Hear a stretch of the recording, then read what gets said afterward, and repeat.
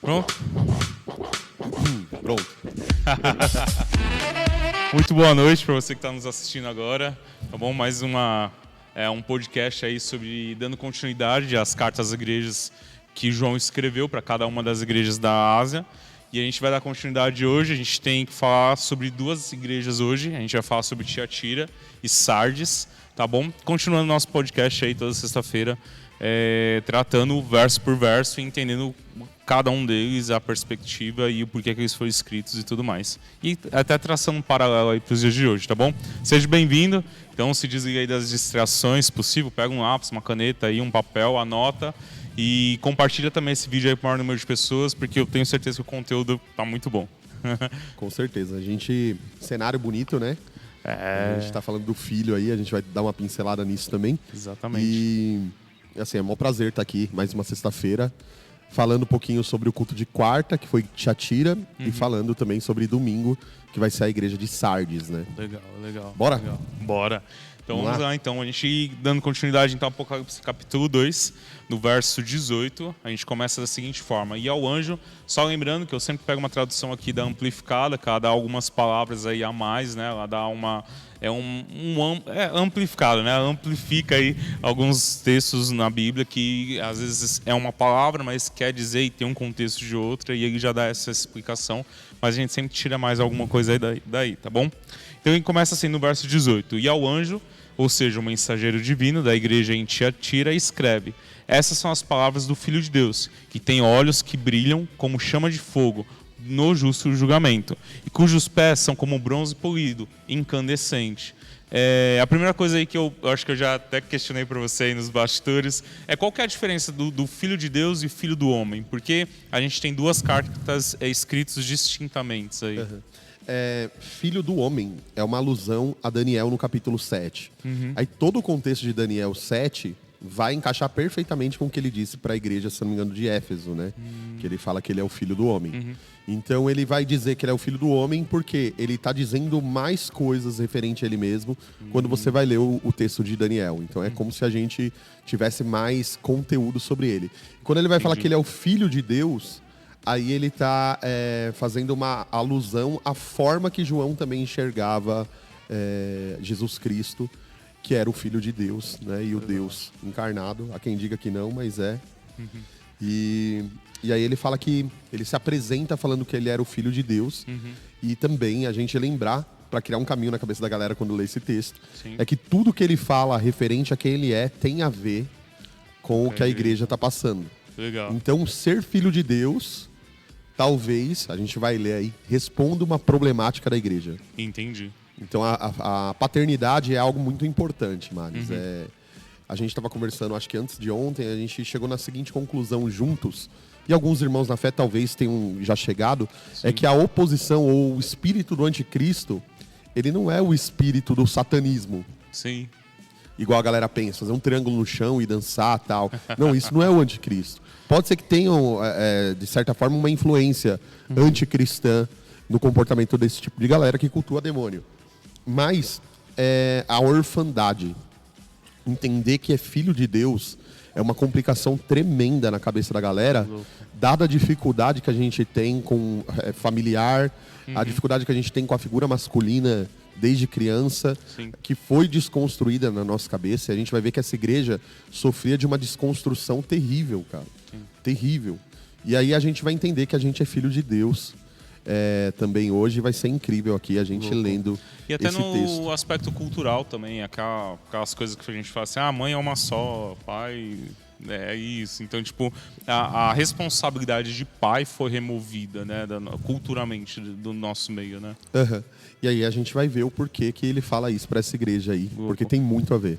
Legal. E ele fala dos olhos, né? Olhos são como chamas e os pés são como bronze polido também. Tem a ver com a igreja também. Tem a ver também. E aqui é legal porque a gente falou na primeira carta, aliás, no capítulo 1, que a gente falou, se não me engano, sexta-feira passada, numa retrospectiva. Sim. Porque o ousado amor tesourou a gente. Mas aí, conforme eu falei naquela sexta-feira, todo o texto de Apocalipse vai revelar Jesus. Legal. Em qual aspecto? No aspecto de beleza ou contemplação. Sim. E no aspecto de habilidade para cumprir o propósito de Deus. Sim. Para essa igreja, ele fala uma característica de quem ele é. Ele fala, eu sou o filho de Deus. Sim. Então ele está falando de identidade, ele está revelando para essa igreja. E aí ele vai falar sobre duas habilidades dele. Eu tenho os olhos como de fogo, que é para purificação. O fogo é purificação. Sim. E aqui eu queria colocar um outro parênteses. Mateus, no capítulo 3, a palavra vai falar que João Batista se encontra com Jesus.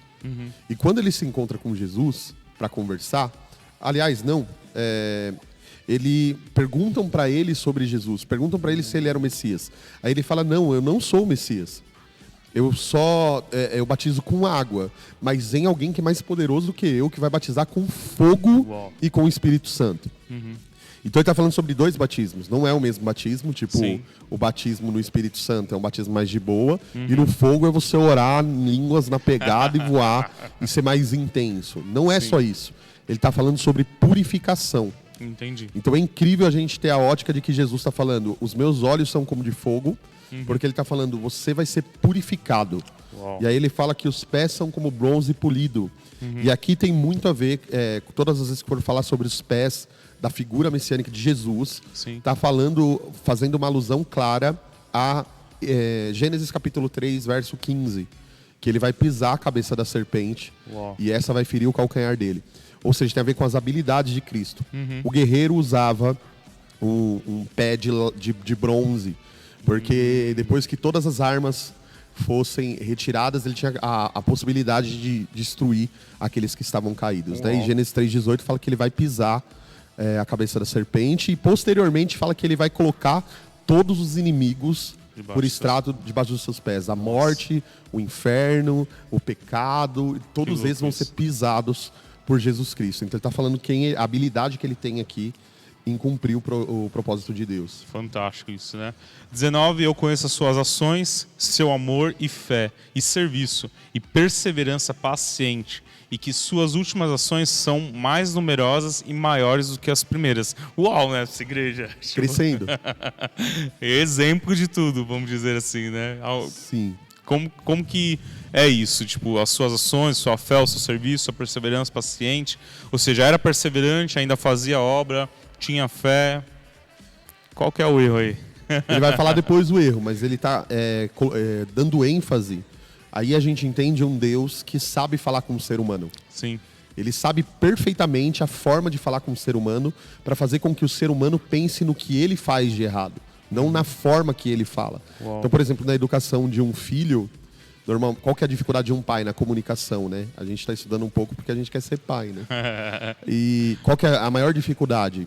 É o filho entender que o que o pai está dizendo é para o bem dele.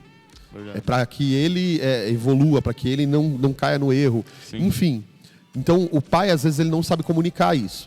Ele chega e ele dá uma paulada no filho lá e acha que o filho tem que entender. Deus ele usa aqui psicologia para falar com o ser humano.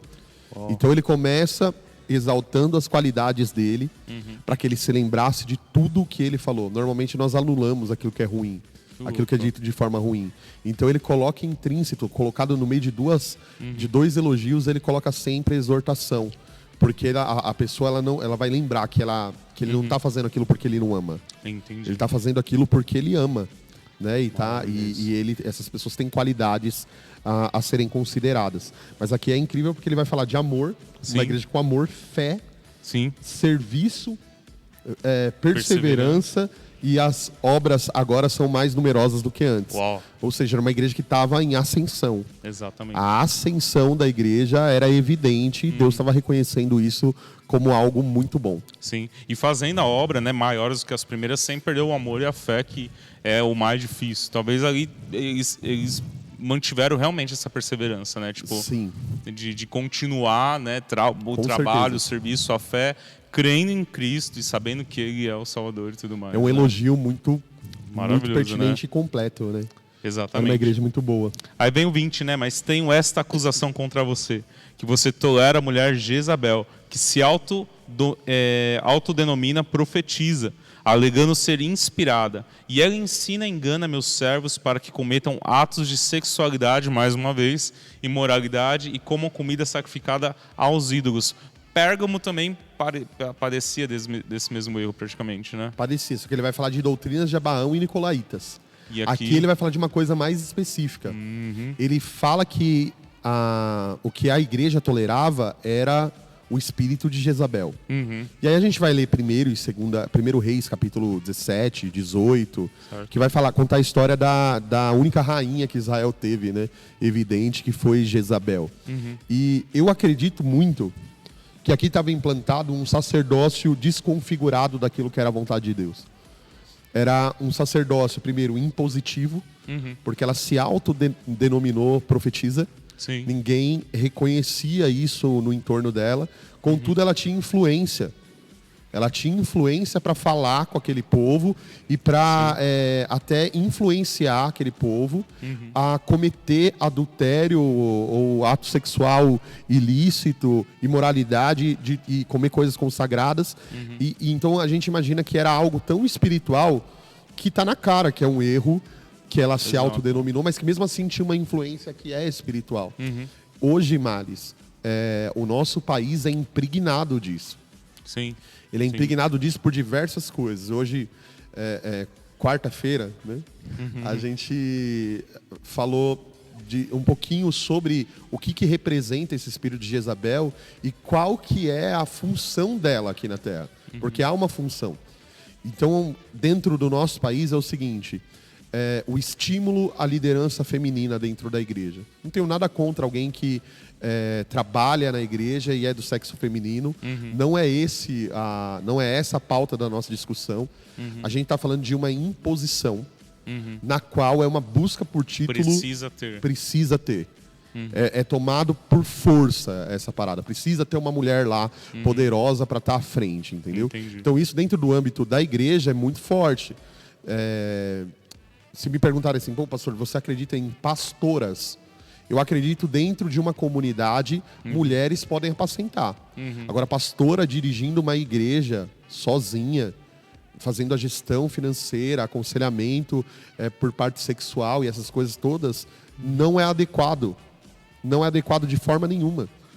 E aqui a gente vê que era um problema intrínseco da igreja, era a esfera que eles queriam abordar. Mas hoje a gente é muito influenciado pelo que está fora, mano. E fora é o seguinte: a mulher tem que ser empoderada, a mulher tem que mandar no próprio corpo, a mulher tem que... enfim, ela tem que ser superior nos cargos. Sim. E aqui a gente não está falando de algo igualitário. A mulher tem que ganhar a mesma coisa que o homem se ela ocupa o mesmo cargo. Sim. É óbvio isso. É óbvio que é injusto uma mulher que ocupa o mesmo cargo ganhar um salário diferente. Ninguém está colocando na concepção esse tipo de luta. Mas a superioridade é uma problemática enorme. Enorme. Ela empodera a mulher, ela coloca a mulher acima do homem, só que a mulher não aguenta. E aí a maior demanda de depressão, a maior demanda de síndrome do pânico, síndrome de burnout, acontece hoje nessa concepção, nessa mentalidade. Porque a mulher está ocupando um espaço e uma figura que ela não deveria ocupar. Entendi. Ela deveria ocupar o lugar dela. Agora, é claro, a gente tem exceções. Por exemplo, a gente tem irmãs na igreja que são solteiras, que são divorciadas porque saíram de um relacionamento abusivo e que trabalham na igreja. Elas trabalham na igreja. Elas têm função administrativa e até, às vezes, uma função de liderança dentro da igreja. Aconselham e tudo mais. Aconselham, acompanham outras mulheres. E o problema não é esse.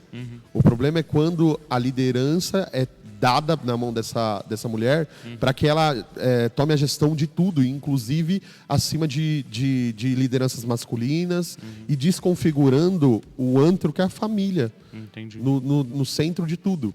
No centro de tudo a gente é a família de Deus. A gente precisa funcionar como uma família. Sim. E existem especificações claras na palavra.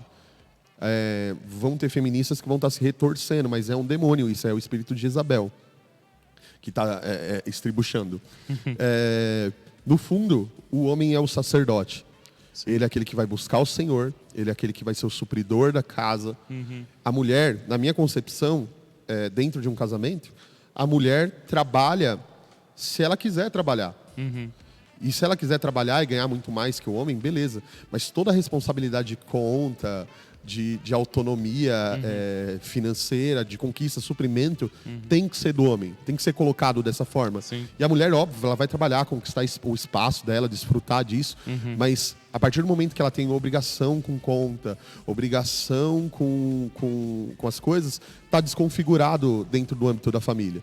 E ela vai sofrer, ela vai cobrar, ela vai se sentir desprotegida, porque a configuração, a mentalidade dela foi feita para isso.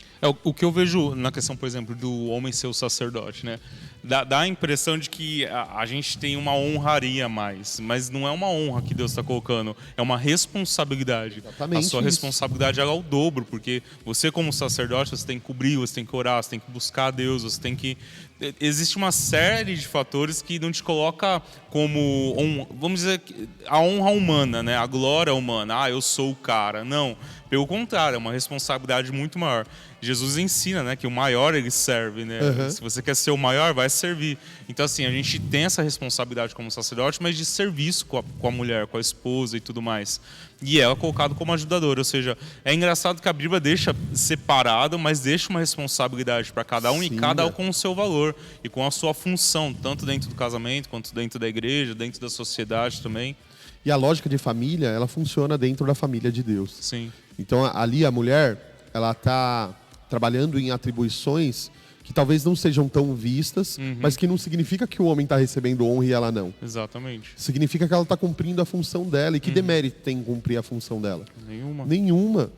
E aí, talvez essa evidência toda que a galera busque, lute por isso, seja fruto de um coração caído e de influência do que agia dentro dessa igreja.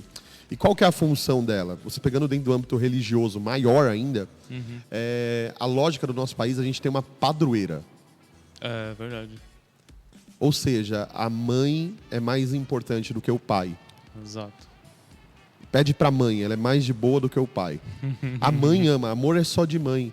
A cabeça está completamente desconfigurada dentro desse âmbito. Poucas pessoas conheceram o amor do pai, principalmente na nossa geração. Os nossos pais, a nossa geração principalmente, sofreu com alcoolismo, com vício, com prostituição, adultério. E todas essas coisas de maneira muito intensa. Então, se a gente for pegar pessoas da nossa idade aqui na igreja, 95% tiveram divórcio dentro da família, ocasionados ou por violência, ou por vício, ou por adultério. Então, é grave o que aconteceu com a gente nos anos 90 e 80. Desconfigurou a nossa mentalidade de filho. É verdade. E é o que aconteceu com essa igreja. É engraçado do amor de mãe, né? Que é um amor maior que entregar o seu próprio filho, como Deus entregou. Ou seja, o pai abrindo mão do seu filho por amor a nós e ver o seu filho sofrer e tudo mais. Tipo, é complicado, né? Eu sei que muitas pessoas talvez vão até criticar isso, mas não foi a mãe que fez isso, né? Não, foi o pai. E é a função do pai até hoje. Exatamente. O pai precisa ir, o pai precisa buscar, o pai precisa amar o filho. Exato. O pai precisa cuidar do filho, a mãe está educando, a mãe está trabalhando, ela está trazendo também o suprimento para dentro de casa, as atribuições são completamente diferentes. Mas existe uma posição para cada um, cara. E essa posição para cada um precisa ser ocupada. Aqui, a evidência e o que Deus tinha contra, quem escreveu foi o Filho de Deus. Ele escreveu o seguinte: está desconfigurada a bagaça aí. Sabe por que vocês têm dificuldade? Apesar de trabalharem para o pai, vocês não sabem o que é trabalhar com o pai. Porque trabalhar com o pai é filho. E vocês não sabem o que é ser filho. Porque está desconfigurado isso dentro de vocês. Aqui, essa liderança, o espírito de Jezabel, antigamente, ele agia da mesma forma. Então, se pegar, por exemplo, no período de Elias, ele era um espírito de ameaça. E ele existia porque existia um rei omisso chamado Acabe. E aí é óbvio, a fórmula perfeita é o seguinte: cria homem banana e mulher com o espírito de Jezabel. Cara, um estimula o outro e eles entram num ciclo sem fim. Aí o rapaz não trabalha, não estuda, não arruma casa, a mulher trabalha, se vira, educa os filhos e vai para casa. É óbvio que vai estar desconfigurado para sempre isso. Exatamente. Precisa reconfigurar o cara, precisa ser o cara que vai buscar o suprimento, que vai ralar, que vai honrar a esposa dele. E a esposa dele vai trabalhar, mas ela vai trabalhar em qual condição? As contas todas pagas, convênio garantido. Ah, pastor, mas isso é muito difícil hoje. Não casa. Depois que casou, você precisa correr atrás do prejuízo. E tem uma galera que me procura, Maris, é incrível. Eles falam assim, pô, pastor, o senhor falou aquilo, eu fiquei ofendido no começo, ali não pode funcionar assim e tal. Um monte de cara que foi criado pela mãe, eu também fui, não é desmerecendo ninguém, mas que a mãe sempre, filhinho, come aqui, faz aqui, não sei o que, aí substitui a figura da mãe. Tem uma coisa por trás, né? Sempre no inconsciente, né? Formado. Aí troca a figura da mãe pela da esposa. Então a esposa tem que sustentar, lavar a casa, fazer tudo. E ele acha que ela tem a obrigação de fazer aquilo, porque a figura de mãe foi transportada para ela. Então toda Jezabel é alimentada por um espírito de omissão masculina. Sim. Então imagina só, as mulheres empoderadas aí, essa galera empoderada, mas o homem também cumprindo a sua função, bombando, voando, a mulher trabalhando, estudando e fazendo tudo o que ela almejou fazer, mas o homem ainda assim buscando uma força maior para dar estrutura. E, cara, isso andando junto é uma bomba nuclear. Exato. Agora não. Agora a mulher ela toma essa figura, o homem fica omisso. Sim. Aí ela trabalha, e deve ter um monte de mulher ouvindo isso daqui, se identificando. Ela trabalha, cuida dos filhos, limpa a casa, também, né? leva dinheiro, paga as contas e o cara não faz absolutamente nada. Sobrecarrega também, né, a mulher. Era o que acontecia nessa igreja. A família de Deus funciona como uma família. Então a igreja precisa funcionar da mesma forma. Sim. Ela precisa funcionar de maneira organizada. Exato. Como que eu acredito dentro da igreja que funciona? Existem mulheres que ministram, que podem ensinar. Eu acredito nisso. A mulher faz tudo hoje, né? Não poder ensinar é um absurdo. Mas o homem, ele precisa tomar o lugar dele como homem de Deus e sacerdote. Sim. Ele precisa disso. As reuniões de orações, na minha concepção, precisam ter mais homens. Exato. Porque os homens colocaram toda essa responsabilidade nas mulheres de oração, de devoção, de busca, enquanto eles ficam assistindo o jogo do Corinthians lá de cueca e acham que tá tudo bem porque eles pagam as contas ou, enfim. Tipo, não vou fazer nada porque a conta tá paga, então se vira e faz tudo. É ser participante também da casa, né? Essa é família de Deus, cara. Sim. Na cabeça da galera vai ser muito difícil de entender, porque 99% tem uma família desconfigurada. Exato. Aí você entender como funciona a igreja de Deus, como funciona a família de Deus aqui, como que a gente funciona, é muito difícil, porque a nossa mente funciona de maneira distorcida. A forma que a gente enxerga o pai, eu sempre falo aqui, né? Você clica pai lá no seu Google mental, vai vir a foto do seu pai a primeira, antes da de Deus. Sim. E aí você vai lembrar, pô, meu pai era agressivo. O que você vai transportar para Deus? Deus é um Deus que pune. Severidade. Se ele era um cara libertino, faz o que você quiser e tal. Como que você vai transferir isso para Deus? Sim. Você vai digitar pai lá, libertino vai ser a primeira coisa que vai estar na tua cabeça. Então essa galera estava completamente desfigurada aqui. Sim. E uma igreja desfigurada, ela tem alguns pecados que ela carrega em comum. No período de Jezabel era o mesmo. Os profetas se prostituíam com os ídolos. E aqui ele fala, prostituição e imoralidade sexual é o convite de Deus para essa igreja vencer isso. Sim. Imoralidade sexual, influência de uma liderança completamente distorcida. Então era um convite para vencer isso.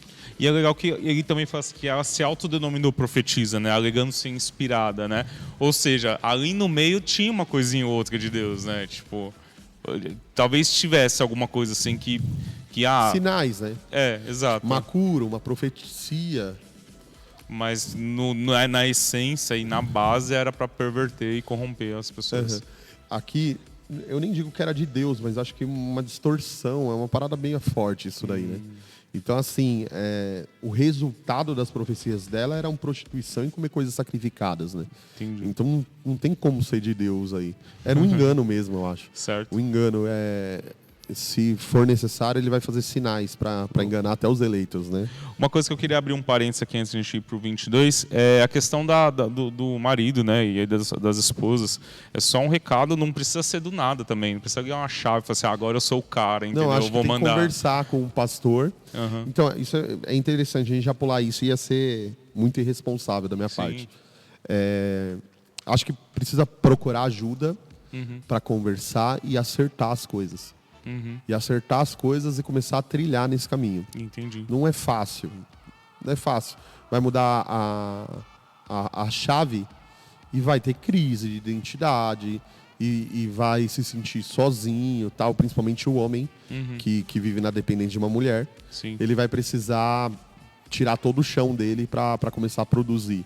E isso é muito difícil, né? Então procura o seu pastor para conversar, ou eu, ou o Males aqui, a gente senta, conversa, e aí você começa a trilhar no rumo de uma família de Deus, né? Amém. 22. Ouça atentamente, vou lançá-la em um leito de doença. Opa, é isso mesmo.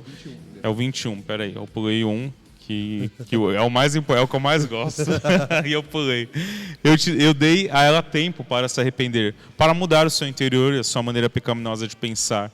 Mas ela não deseja se arrepender da sua imoralidade e se recusa a fazê-lo. Vamos já para o 22, ouça atentamente. Vou lançá-la em um leito de doença e aqueles que cometem adultério com ela.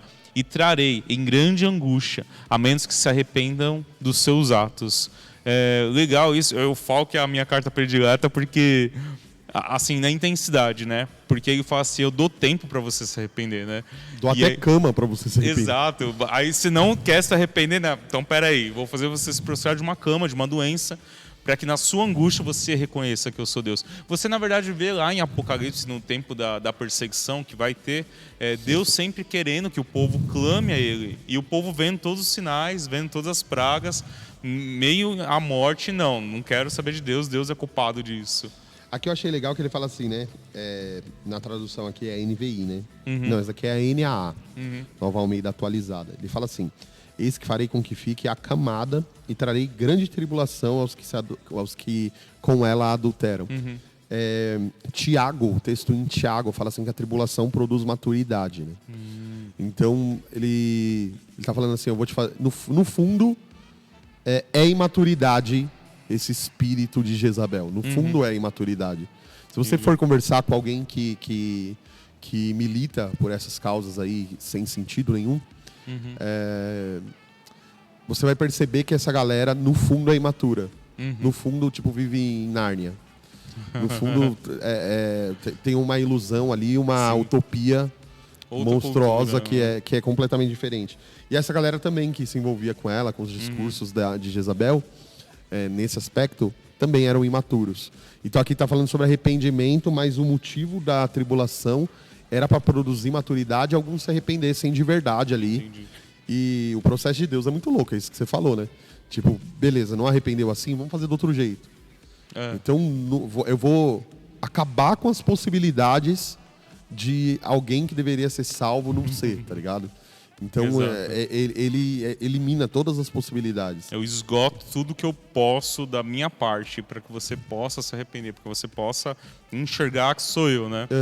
Até você realmente abrir mão e falar. E aí a gente imagina o desespero, né? De uma galera órfã que adotou por mãe uma Jezabel para matar uma carência de paternidade. E ele falando, pô, cara, é tão bom ser filho de Deus.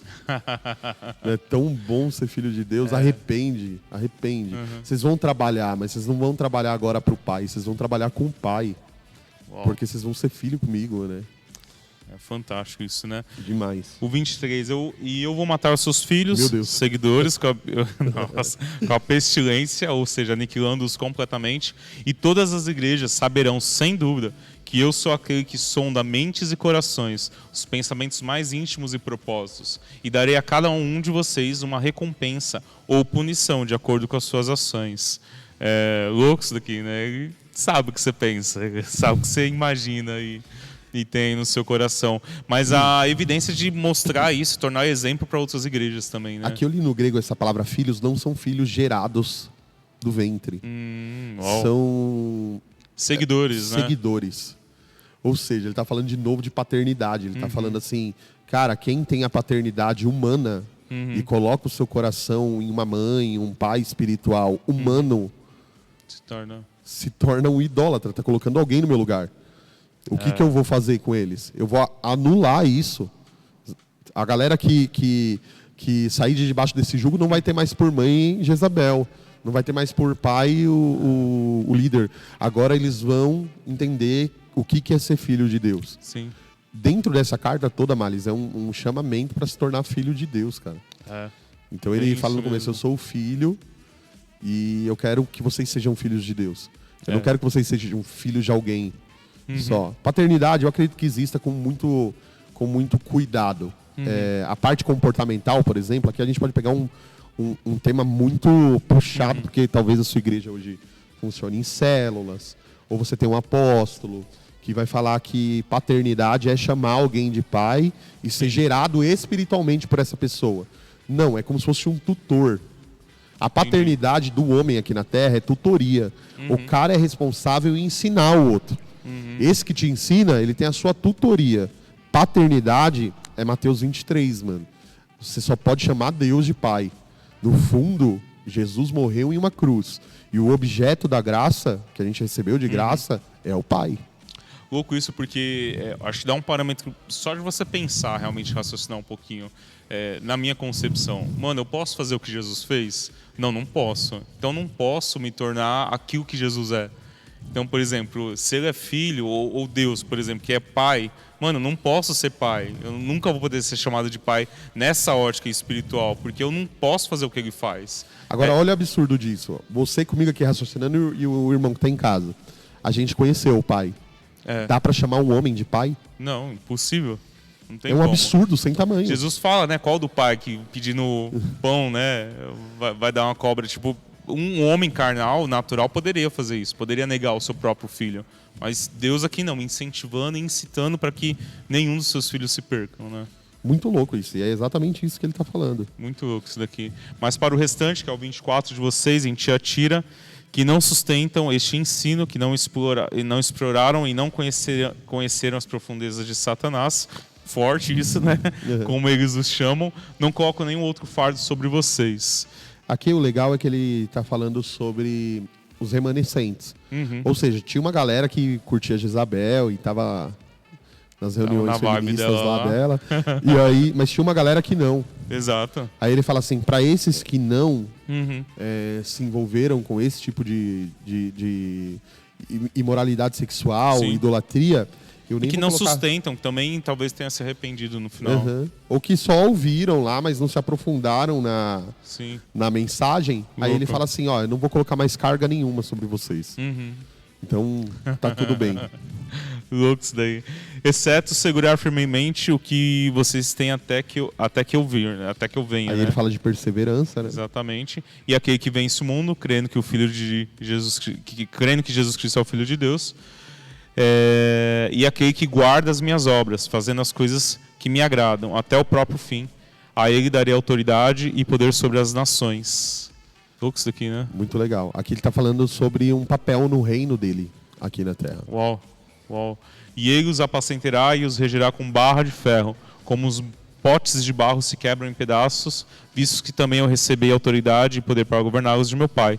E eu darei a ele a estrela da manhã. Quem tem ouvidos ouça o que o Espírito diz às igrejas. É muito louco aqui que ele deixa pai aqui também, né? De meu pai, né? E visto que também eu recebi a autoridade de meu pai, né? Mostrando quem é o pai. Sim, apontando ele tá falando, sempre. Eu sou o filho dele, tipo... Exato. Eu trabalho com ele. Olha como que é trabalhar com o pai. Você tem autoridade, você recebe. Olha como é um chamamento para ser filho. Ele fala que essa galera, arrependendo, vai governar com ele. Sim. E aí ele fala que ele tem a autoridade do pai. O que ele está querendo dizer aqui? Ele está querendo abrir os portais da família dele. E falar, vocês também vão ser filhos de Deus. Né? E aí ele fala, e eu lhe darei ainda a estrela da manhã, né? E aí? eu não vou falar tudo sobre isso, porque eu acredito que tem que ser uma coisa mais discipulada e tal. E vazar isso na internet, vão me metralhar. Mas, basicamente, Apocalipse 22:16 vai falar de novo sobre a estrela da manhã. Isaías 14 fala sobre a estrela da manhã. Aí a galera já vai entrar em confusão, parafuso. Mas a estrela da manhã é Jesus, né? É a pessoa dele. Eu estou te dando... a minha presença com você, né? Isso não é de hoje. Tem um corinho que eu lembro que minha mãe cantava, que é resplandecente, estrela da manhã, cordeiro vivo que me trouxe a paz. Tem um corinho falando sobre isso, falando que ele é a estrela da manhã. E eu sempre me questionei, porque... A parte hebraica dessa história é o seguinte, é que sempre depois da noite mais escura, antes do sol nascer, vem uma estrela, né? A estrela da manhã. É a primeira estrela e ela permanece até depois que amanheceu, você consegue ver ela. Depois da noite mais escura de todas. Uau. Por isso que eu acredito que Jesus volta depois da tribulação, entendeu? Serão os dias mais negros de toda a humanidade.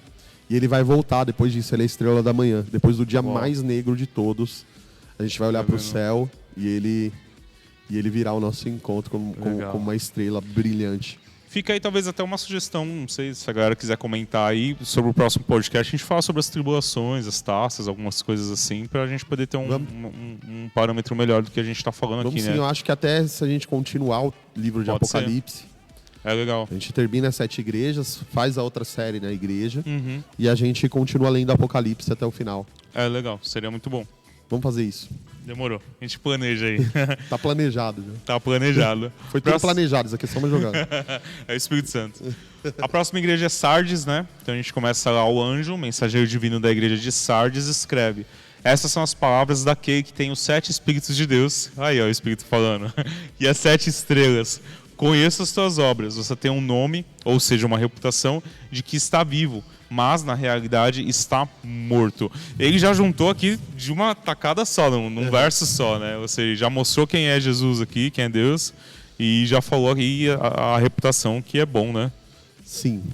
Mas já dando uma pauladinha, verdade, né? Ele já começa exortando. Eu acredito que essa daqui ela não tem elogio algum. Já começa exortando. Ela não teve nenhum elogio. Ele já chega dando uma paulada. Não, é um versículo, né? Conheça as tuas obras, você tem um nome, ou seja, uma reputação de que está vivo. Pronto. Mas está morto. Na realidade, está morto. Então, na verdade, não tem elogio. Aqui eu acredito que é o pecado da simulação. Simular uma vida espiritual. E aí, ao entorno, todo mundo vai acreditar. Essa pessoa tem vida espiritual, essa pessoa tem vida com Deus. Sim. Mas, no fundo, ele está morto. Ou seja, era um cara vazio. Era um cara que fingia ter dons, que simulava ou produzia, né, unção. E a gente estava conversando um tempo atrás sobre o que é esse pecado, né? Sim. Por exemplo, a forma que a gente pensa sobre santidade entra dentro desse pecado. Como? Vamos lá. Eu sou o cara que vai parar de pecar para atingir a salvação. Entendi. O que ele está fazendo? Ele está ligando o ventilador lá na tomada e gastando energia para ser santo, para ser salvo. Sim. Mas se fosse possível, Jesus não tinha ido para uma cruz. Então ele está gastando energia à toa. Ele está produzindo. Como que é santidade? Fruto de amor. Então eu reconheço o quanto ele me amou na cruz. Eu sei que eu fui justificado pelo sangue dele. A partir daí, a partir desse amor, eu começo a conseguir corrigir algumas coisas na minha vida. Uau. Até eu me tornar mais parecido com ele. Oferta. A forma que pensa em oferta. Uau, que vida espiritual essa pessoa tem, ela está ofertando muito. Na verdade, ela está querendo produzir por meio do que ela faz algo. Então eu quero produzir avivamento. Vamos produzir avivamento. Grita mais alto, levanta a mão, vamos pular aí no lugar tal. Não produz. Quando ele quer, ele faz. E quando ele não quer, ele não faz. Isso aqui é um alerta até para quem tá dentro da igreja e se acha que tá lá e acha que tá dentro de uma igreja e tá fazendo, tá produzindo, né? Tipo, tem uma reputação, né? Tem algo. A galera fala, uau, esse cara é bênção. Exatamente, mas dentro dele tá morto, não tem relacionamento com Deus. Conheceu alguém assim? Eu mesmo era assim. Nossa. Eu era assim, nós éramos assim. Eu lembro muito bem disso, né? Tipo, passou um filme aqui na minha cabeça quando eu li isso. Tipo, tem reputação, tem nome, faz, olha lá, o cara tá fazendo, acontece. Mas por dentro tá morto. Em casa chega, uma chora. Uma vez eu fui orar e eu tava em São Mateus ainda. E eu orei numa oração da família e eu chorei muito. E os meus questionamentos interiores eram, cara, por que minha mãe tá com câncer e tal? E era uma parada bem forte de incredulidade dentro de mim. E eu chorei por causa disso. Uma pessoa veio em mim, depois que eu terminei a oração, e falou assim, uau, que unção, cara. Meu Deus. Que unção maravilhosa, isso. E não que eu tivesse nem produzindo aquilo, eu acho que ela nem ouviu a oração, ela viu o choro, ficou emocionada por causa do tipo de oração que foi. Mas no fundo as pessoas não têm nem percepção, para elas tudo bem. Só que tem um que vê todas as coisas, né? É aquele que tem os 7 espíritos e as 7 estrelas, ele vê tudo. Ele vê, ele sabe Ele sabe o que você faz dentro do teu quarto. E ele deixa bem clara a posse que ele tá. É dele, não é de outra pessoa. Não adianta eu querer simular alguma coisa, né? Quem tem os espíritos são ele, ou seja, ele que dá ordem e faz acontecer alguma coisa, né? O que pra mim é simular hoje? Vou dar uma paulada nos caras aí, O cara marca um evento. Gosta. O cara marca um evento, chama os maiores cantores do mundo, paga grana pra caramba pros caras cantarem lá. E aí a galera vai, tem aquela organização toda, e aí essa galera começa a cantar bem alto, que essa galera tá mandando fazer lá de cima, e aí sai de lá felizão, falando, tivemos um avivamento. Não, a gente ligou o ventilador. Exato. Ligou o ventilador, aí você produziu vento, só que você gastou energia, né? Gastou óleo da lâmpada. Então eu não tenho nada contra os irmãos que fazem e tal, mas é a gente pensar o que é produzido por nós, o que é um resultado de euforia nossa e o que é um resultado de um mover do Espírito Santo. Sim. Porque ele conduz, cara, a oração. A gente estava conversando ontem com uma igreja lá de Orlando. A igreja de Orlando fazendo a mesma reunião de oração que a gente, sem a gente saber. Da mesma forma. Da mesma forma. Por que isso acontece? Porque tem o Espírito Santo de Deus movendo as coisas. A gente não quer produzir. A gente é igual ao moinho. O moinho, ele gira de acordo com o vento. Exato. E ele não gasta energia, ele produz energia. Uau. Então a gente tá nessa. Aonde ele se move, a gente se move. Se for um dia para chamar um cantor para vir, a gente vai chamar. Sim. Mas vai ser resultado. Não vai ser para produzir nada. Exato. Não vai ser, Beltrano precisa vir aqui, porque ele vindo aqui vai produzir um culto melhor, um avivamento mais da hora, vai abrir a janela de tal forma. Não funciona dessa forma. A forma que Deus faz é orgânica e é da forma dele. Sim. Então, tudo que a gente for colocar na nossa mão, a gente vai atrapalhar o mover de Eu acho Deus. que na segunda a gente falou isso no discipulado, né? Até um convite para quem quiser participar aí toda segunda-feira, né? Às 20 horas. A gente falou assim que propósito é o não focar no resultado. É o agir de acordo com o que Deus quer que eu haja. É debaixo de um propósito. Qual que é o propósito? É exaltar o nome dele, né? Agir conforme ele deseja. E quando a gente inverte isso, que a gente quer fazer as coisas para alcançar um resultado, aí é projeto falido. Vai dar errado. Vai dar errado. Vai dar errado, você vai ser frustrado. Exato. Então a galera, eu quero ser pastor porque eu quero ganhar o mundo. Não, seja pastor, mano. Sim. Cuida da galera. Se for pra ganhar o mundo, vai ganhar. Se não for, você vai ganhar pelo menos quem Deus te deu. Exatamente. Né? Eu quero ser um cantor porque eu quero gravar isso, quero ganhar dinheiro com isso. Você vai frustrar. Canta lá, faz sua música lá. Se te chamar pra tocar, toca. Faz a sua parte. Se tiver que fazer publicidade, faz, tal. Mas não tenta produzir e mover, não, porque ele vai cair na apostasia rapidinho, palha queima rápido, cara. E é engraçado que a Bíblia deixa claro isso, né? Tipo, eu acho que, na minha concepção, todos os acontecimentos que aconteceram, que estão registrados na Bíblia, todos eles viveram algo que... Eles não acordaram, por exemplo, o Josué não acordou e falou assim, eu vou ser o líder dessa nação. Ou Moisés acordou lá e falou assim, eu vou salvar esse povo um dia. Não, mas eles viveram a sua vida e Deus foi direcionando o propósito, foi construindo em cima da vida deles o que Deus queria que acontecesse. Então, direcionando Moisés para ser o libertador dos hebreus, Josué para ser aquele que iria conduzir. Exatamente, ou seja, sempre vivendo, mas deixando Deus agir, e Deus cumpriu o propósito dele nas nossas vidas, né? Porque se você for ver Josué mesmo, teve Caleb, teve outras pessoas lá que também eram príncipes e que não tinham tanta evidência quanto ele, mas que estavam dentro do seu propósito e tá tudo bem. Exatamente. Que escreveu o nome de Josué lá e o do outro não. Sim. Entendeu? Cada um na sua lá, cumprindo seu propósito. A grande problemática que a gente tem, tanto no nosso país como no evangelho como um todo, são a nossa mentalidade, eu vou usar esse termo, coaching, pautado em resultado. E no coaching existe uma regrinha que é a seguinte: se cerque de pessoas que ganhem X, que você também vai ganhar X. Então você absorve dessas pessoas e você começa a produzir como essas pessoas. Aí o que a gente pensa dentro do âmbito cristão? Quem são os melhores cantores? Quem são as melhores pessoas? E aí a gente vai... O que é melhor para a gente? Número de seguidor, cachê na apresentação, quantidade de pessoas que vão na reunião. Só que o resultado de Deus é outro, ele não é pautado dessa forma. Sim. Então a gente não conhece os referenciais da forma que Deus conhece, até que o nosso coração, até que a gente não tenha nascido de novo.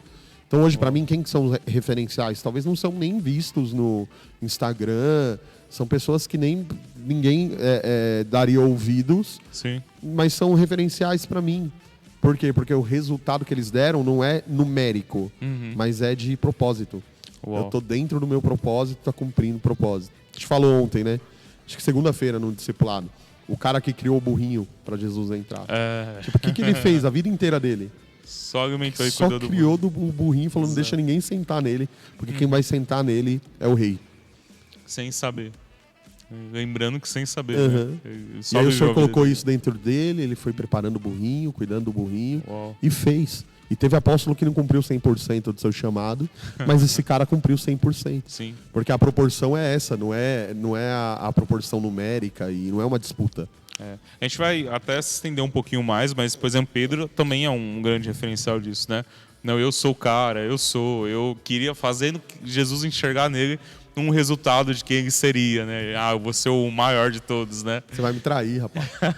E Jesus falou pra ele, não, você vai cumprir o propósito que Vai eu quero que você devagar aí. cumpra. Que é o verso 2 aqui, ó. Acorde, fortaleça e reafirme o que resta do seu compromisso fiel a mim, que está para morrer. Pois não achei nenhuma, ou seja, não achei suas obras completadas aos olhos do meu Deus, ou atendendo aos seus requisitos. Ou seja, é um alerta aí, né? Tipo... Ó, fique vigiando, como tá na NA. Fique vigiando e fortaleça o restante que estava para morrer. Porque verifiquei que as obras que você realiza não são íntegras na presença do meu Deus. Ou seja, tinha até obra aí, viu? Tem obra aqui. Mas não era íntegra, né? E aí ele fala assim, tem uma galera morrendo aí que tá indo na de vocês. Cara, você imagina um pastor lendo isso. Uau, A gente tá trabalhando, a gente tem assistência social, a gente tá bombando aqui, vai fazer o evento lá, vai bombar aqui a nossa carreata, vamos fazer um movimento na igreja, chamar o cantor X. Aí ele fala, eu conheço que parece que você tá vivo aí, mas não tá, você tá morto. E tem uma galera morrendo com você, porque acredita que isso daí é vida espiritual. Fazer é vida espiritual. Sim. Não, avisa eles, na frente da igreja, lê isso na frente da igreja. Avisa eles que eles estão morrendo. Sim. Que a obra que eu vi aí nessa igreja, ela não é íntegra. Avisa eles isso, né? Elas não são íntegras na minha presença. Reafirma o seu compromisso fiel a mim, né? Ou seja, reafirma o compromisso comigo primeiro, né?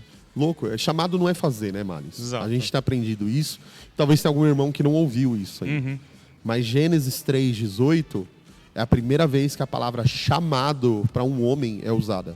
Uau. E a palavra chamado para Adão, no caso, foi da seguinte forma. Adão peca e no momento em que Deus desce, Adão se esconde. Uau. E aí a palavra fala assim, chamou Deus a Adão. Adão, aonde estás? Adão, aonde que você está que não na minha presença? A palavra chamado está associada à presença. Sim. Aqui a adequação é a seguinte, as obras que você faz não são íntegras na minha presença. O que ele está dizendo aí? Cara, você está fazendo, mas o que importa você não está fazendo. Exato. No- Exatamente. Não tem integridade nisso. Você tem que fazer como resultado da presença. Não fazer para alcançar a presença. Uau.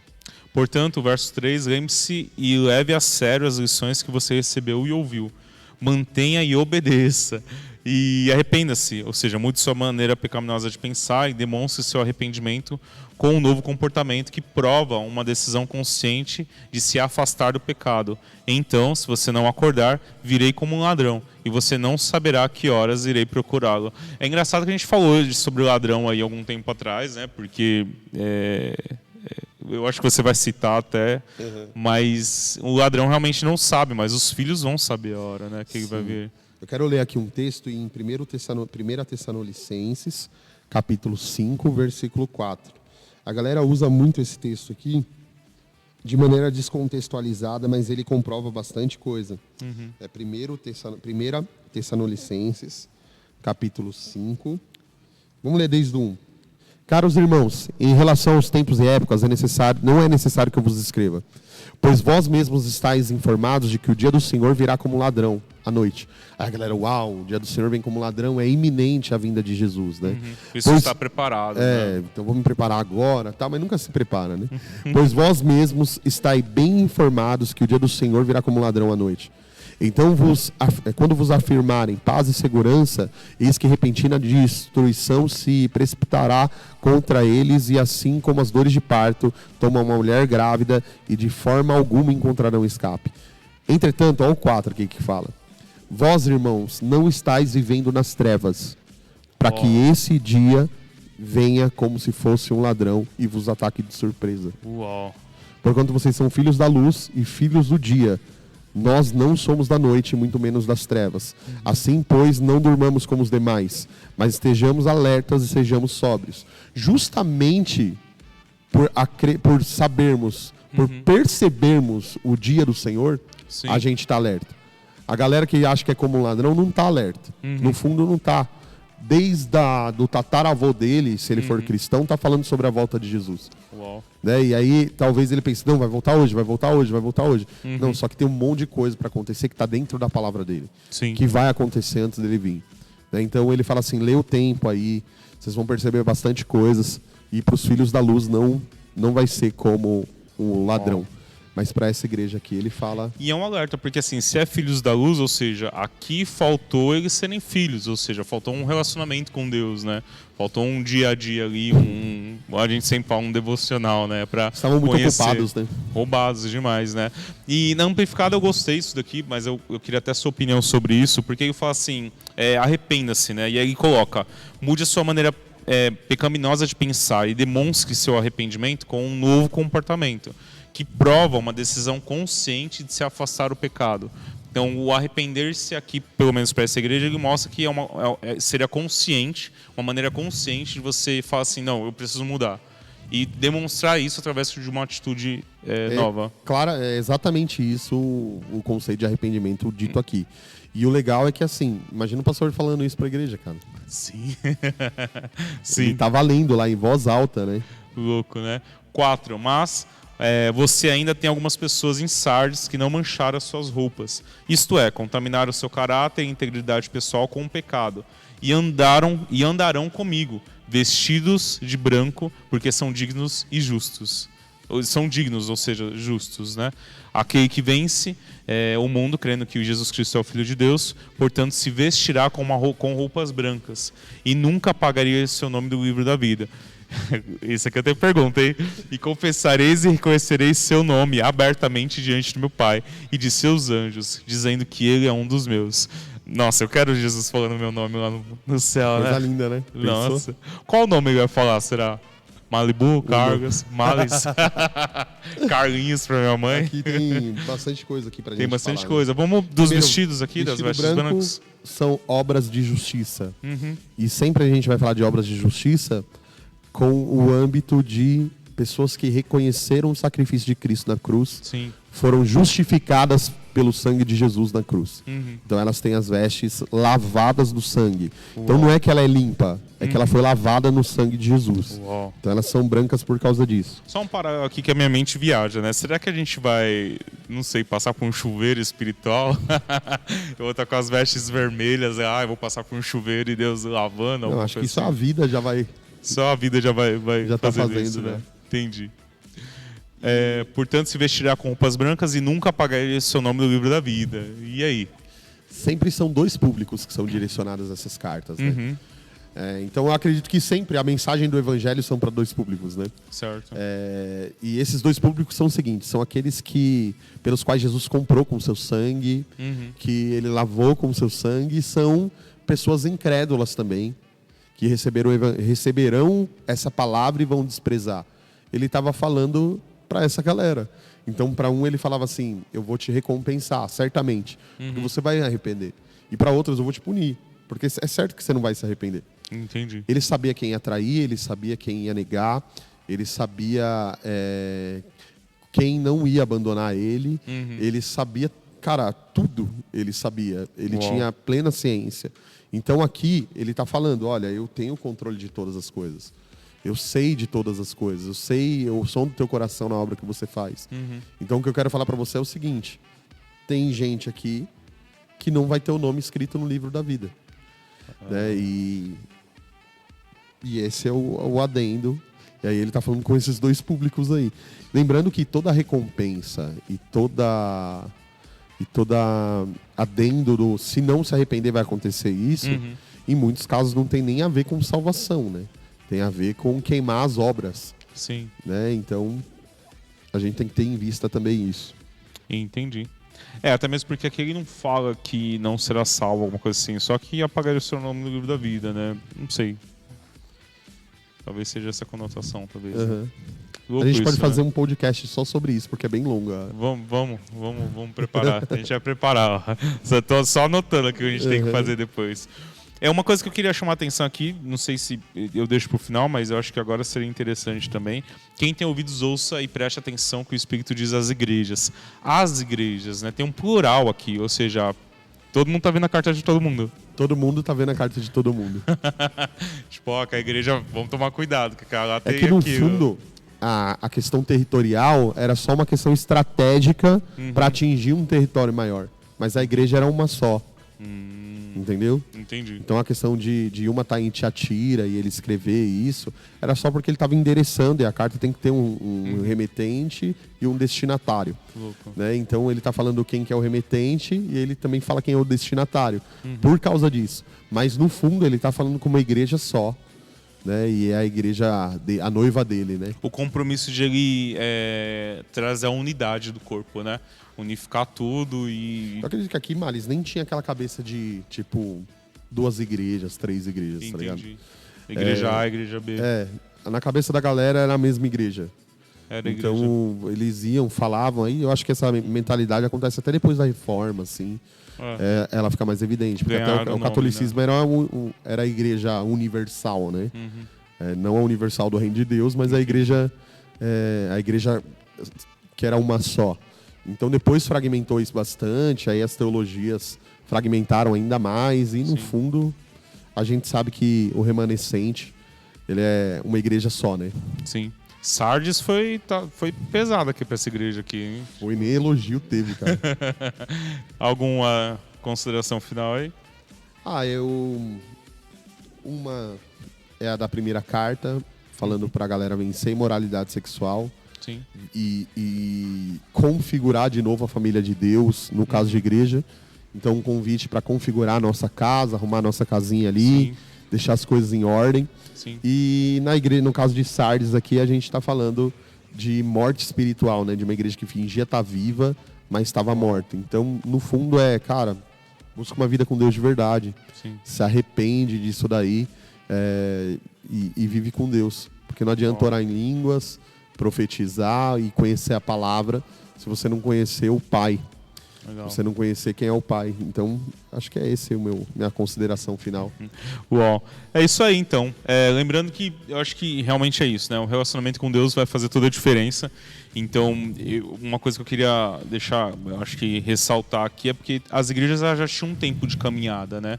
Ou seja, já conheciam Deus e já tinham um relacionamento com Ele, mas perderam isso talvez em algum certo momento, né? Sim. Eu acho que perde por falta de relacionamento, por falta de perseverar num relacionamento com Ele, de conversar com Ele, de buscar Ele. Então, nunca perder isso, né? Sempre buscar, falar com Ele, sabe? Separar um tempo do seu dia, trocar uma ideia com Ele, falar assim, pai, tô aqui. É isso, esse é meu dia a dia.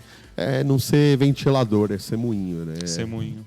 Ser guiado de acordo com Ele. Exatamente. Porque é assim que é do Espírito, né? E se precisar de ajuda, procure o seu pastor, procure a pessoa mais próxima aí que tenha o conhecimento para ajudá-lo, né?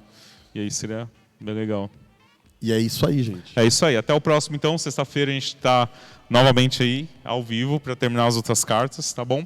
Eu acho que na próxima já termina as cartas, né? Eu acho que a próxima termina, né? Que é Filadélfia e Laodiceia. Laodiceia. Nossa, fugiu Laodiceia de mim. Eita, não perde, hein? Beijão pra você. Tchau, tchau. Tchau.